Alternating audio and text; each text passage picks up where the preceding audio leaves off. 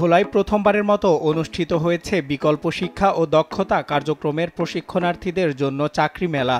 শুক্রবার শহরে হাসপাতাল সড়কের একটি কমিউনিটি সেন্টারে দিনব্যাপী এই আয়োজনে ছিল দর্শনার্থীদের উপচে পড়া ভিড়। মেলা প্রাঙ্গণ পরিণত হয় চাকরি প্রত্যাশী প্রশিক্ষণ ও উদ্যোক্তাদের মিলন মেলায়। প্রশিক্ষণ শেষে নিজেদের দক্ষতাকে কাজে লাগাতে কর্মসংস্থানের আশায় ছুটে আসেন চাকরি প্রত্যাশী নারীরা। এছাড়াও তাদের আগ্রহ বাড়াতে নারীদের তৈরি পণ্য স্টল বসানো হয়, তাতে প্রদর্শিত হয় বাহারি পণ্য।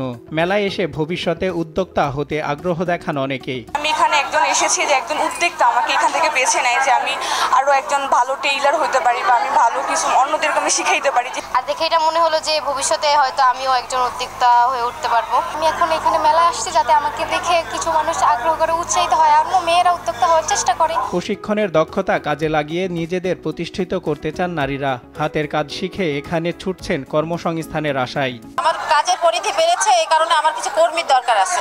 তো এই জন্য আমি এখন আমার এখান থেকে কিছু দক্ষ কর্মী যদি নিয়োগ করতে পারি, তো আমার প্রত্যাশা এখান থেকে শুধুমাত্র এটাই কিছু দক্ষ কর্মী নিয়োগ করব।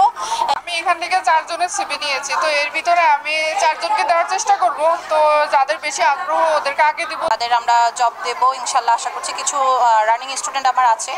প্রশিক্ষণার্থীদের মধ্য থেকে দক্ষতা সম্পন্ন প্রার্থীকে বেছে নিতে বায়োডাটা সংগ্রহ করেন উদ্যোক্তারা। কর্মসংস্থানের লক্ষ্যে এমন আয়োজন বলে জানান আয়োজকরা।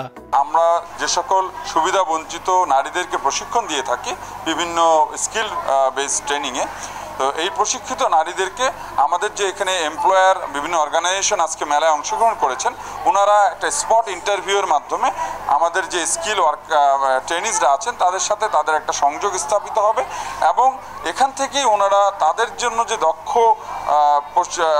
কর্মীর দরকার আছে আমাদের এই প্রশিক্ষণার্থীদের মধ্যে থেকে ওনারা তাদেরকে হায়ার করতে পারেন। বেসরকারি সংস্থা ইকো সোশ্যাল ডেভেলপমেন্ট অর্গানাইজেশন ইউএসডিও এ মেলার আয়োজন করে। তারা বিভিন্ন মেয়াদে 8 ক্যাটাগরিতে জেলার 1145 জন অসহায় নারীকে প্রশিক্ষণ দেয়। ফিতা কেটে এ মেলার উদ্বোধন করেন অতিরিক্ত জেলা প্রশাসক মঞ্জুর হোসাইন। মেলা থেকে চাকরি পান 42 জন। নিউজ ডেস্ক, দেশ টিভি।